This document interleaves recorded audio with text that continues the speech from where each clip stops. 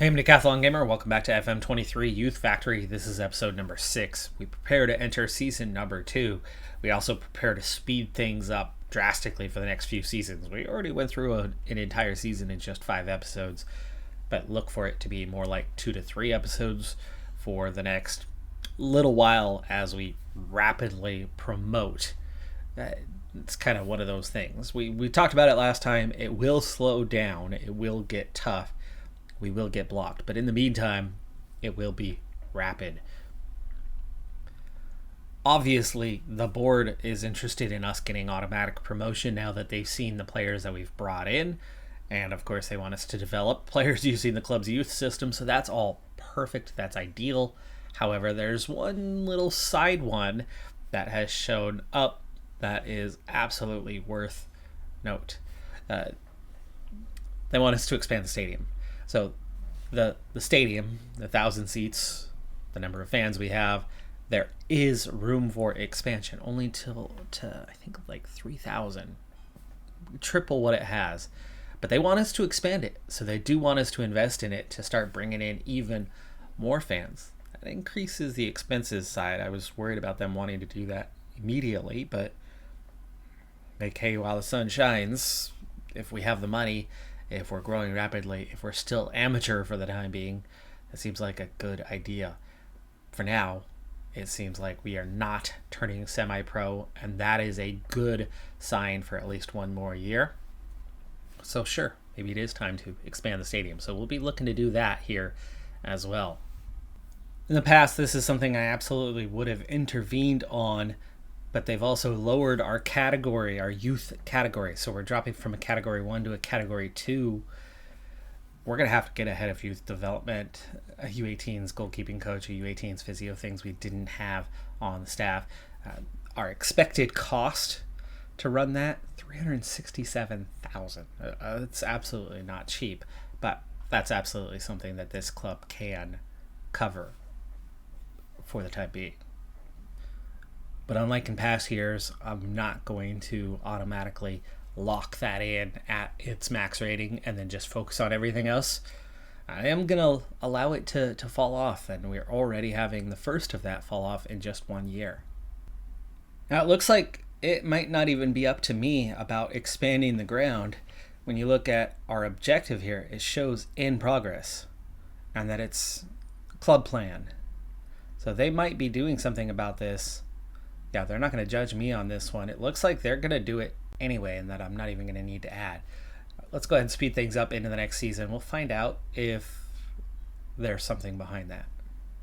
During the offseason, a little good news, bad news scenario. 1, training facilities upgrade is complete, so that's obviously good news, as that's a step in the direction we needed to go.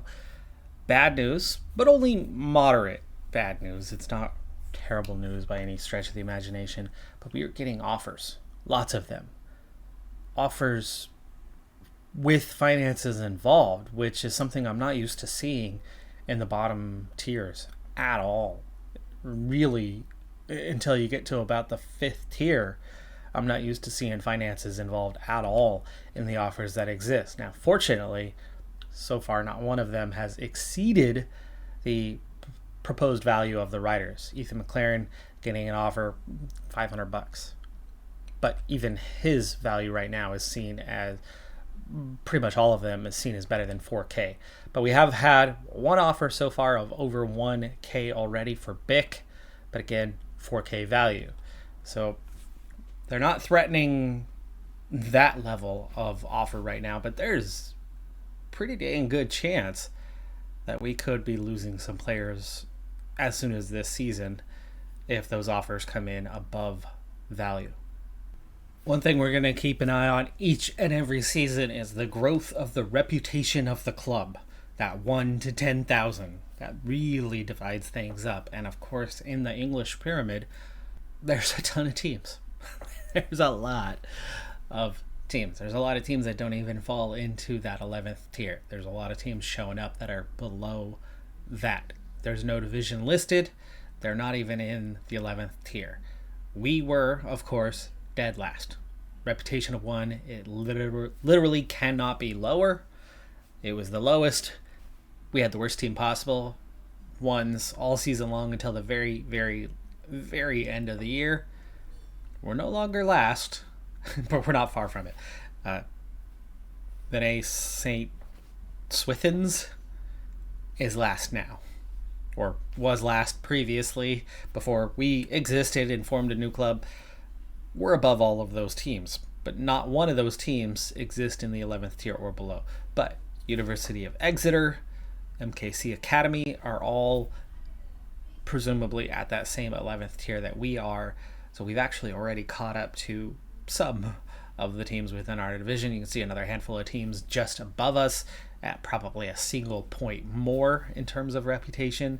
So we're up to a good start on that, except that we've literally just barely made it out of the very, very, very, very, very, very bottom to just the very, very, very, very bottom. Like one less very in there. That's about it. But it's a start. Got to start somewhere. With a lot of wins this season, I think we'll be starting to move up a fair bit of the way. Before we kick off the season itself, let's go ahead and take a look at just how obvious it is that we are the favorites this season. We went from dead last to now 1 to 91 odds on favorites to absolutely crush the league. We not only have the top 2 key players in the league, which is obvious as we have a very high top end 3 to 4 players that are significantly better than the rest of what we had in that intake. In fact, literally, current ability wise, we are 3 times better at the top as we are at the bottom end of our team, bottom half of our starting 11. But not only are they 3 times better than the lower end of our starting 11, but that lower end of our starting 11 is also better than the league around us. The Media Dream 11 contains 10 players from our first 11 squad. Scriven is the only one playing for Helston Athletic, and he's not even listed as their top 2 guys. He's apparently their 3rd best, you would think. But that's the only player even cracking the top 11. So our guys with 30 current ability are still better than the counterparts in the league. We will be cruising, but let's go ahead and start cruising in our first match. Preseason, undefeated, even with some opponents that are a division or 2 ahead of us, though we had a lot closer matches against those ones. When we played Hale, who's in our division, we won 10-1. Redruth United, the opponent for this one. It is a home match, making us even that much more favored to come out on top. Let's see how the team performs, though, in their first competitive match of a season in which they are heavily expected to do well. There wasn't any pressure at the end of last season. We weren't going to be promoted. We weren't going to be relegated. They came in late in the season. It wasn't going to take much. But now, this season, there's only one promotion spot available, and they are expected to compete. Now, we know that they're going to be very capable. We just saw how good they are compared to the teams around us. But they're 16-year-olds, 17-year-olds, 15-year-olds. Can they perform on a larger scale? Cahill already goes close, and Cahill's supposed to be on the bench, and Bick scores the first goal of the season. Cahill getting the start today because McDonald, our center attacking mid, as Cahill tried to chip the keeper there and then had 2 shots blocked, leading to Bick pouncing on it and putting the ball in the back of the net. But McDonald is our team's first player to get national team attention and appearances, and just played for whatever youth level of his national team. I'd like to check on that actually and see what it is that he has done. We'll check on that after the game, but as a result, he's been playing, he's been active, he's tired. Here's a chance. Offside. Wasn't sure that was offside. I thought our fullback was playing him on there. McLaren, oh, so close. Smizek offside on the rebound chance. We've scored 1 already, but we've played 25 minutes, and they've already threatened a couple of times. We're not dominating as much as one might expect, but you can see just how effective we are on the ball. Bick goes close, sets up the corner. Visually, it doesn't appear that we have a sellout for this one. 6 shots already, half a goal worth of XG already, but a goal puts us on top. It's definitely that long ball over the top where they are effective. We are pretty comprehensive in the way that we are playing the ball and getting through the defense. You know, even with a little ball over the top there as we set up our second goal, it's not like what they're playing. It's not like they're blasting it from midfield and sending it long. This was midfield, but it wasn't to the box. It was just a little chip over the top of the defender and then using the speed of Jones just to get a step ahead. That's that. It's that simple. And Jones then finds Bick easily onside, and Bick volleys it in. Bick gets another chance. Goes over the top of the net, though.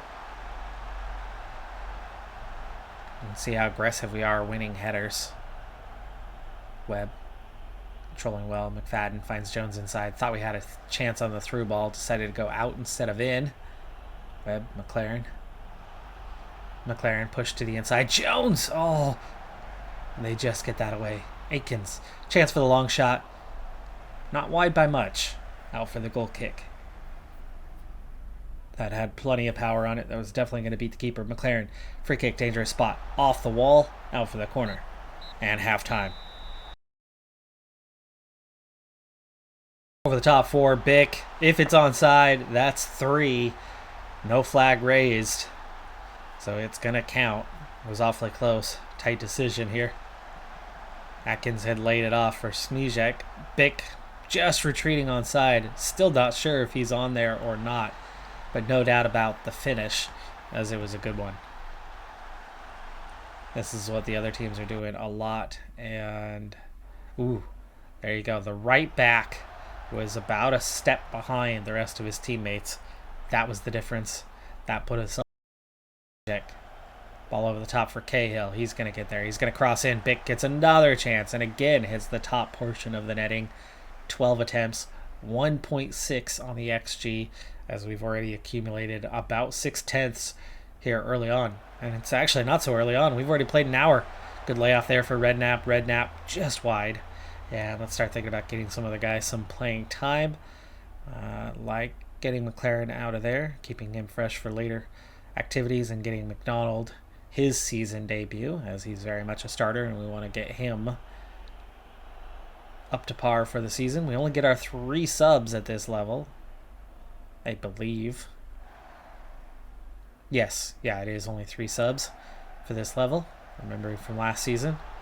Bick, again, hits that top of the net. 3rd time he's done so in the game. That another chip ahead, which is not our greatest strength, though it has led to something. But Jones through. That's a better opportunity. The cross is here. Cahill had the bottom corner pegged. He had the keeper beat, but help from the center back clears that away. A lot of guys not having their best games, Brooks included. McFadden is struggling. Let's go ahead and bring on Percival. Final seconds. Looks like we're going to open the season with a 3-0 win, and we do. There will be more wins. There will be a lot more wins. There's going to be plenty of comfortable victories. There could be a surprise. They are 15, 16 years of age. They can come out and absolutely be flat on a given day. Let's go ahead and push forward a couple months and see if we have one of those days. By the way, before I push forward, just a quick update on where we're at on transfer news, as that's obviously going to be one of the hot topics besides quick progression over the next few seasons. What players do we lose and when? Well, the offers have gotten worse than what they were, meaning mostly freeze, or if they have a value range, they're very much at the bottom end of that range of late, and we've had no offers that even tickle the thought of the high end of a range at this point. So for the time being, I don't think we're going anywhere. I don't think we're facing any threats. to losing any players anytime soon. But if something changes, I'll let you know. In one of those dominating performances where things just don't go your way, you can't quite get the ball in the back of the net even though you have plenty of XG, you have plenty of shots, you have plenty of possession, and you're winning, a late penalty has given a draw to Millbrook. Our first points dropped of the entire season. We are in the middle of October right now. So we have been dominating, plus 14 goal differential, 5 wins to open the season, and a draw. It's not a perfect season, but we still have managed to go without a loss. How long can we keep that up? Well, for now, we're not even guaranteed that this is going to dominate and result in a league victory. Saltash United reserves currently 5 wins from 6 matches played themselves, including crushing Hale 5-1, 5-2 against Logan. They've had some really good results as well. They're rather close to us right now.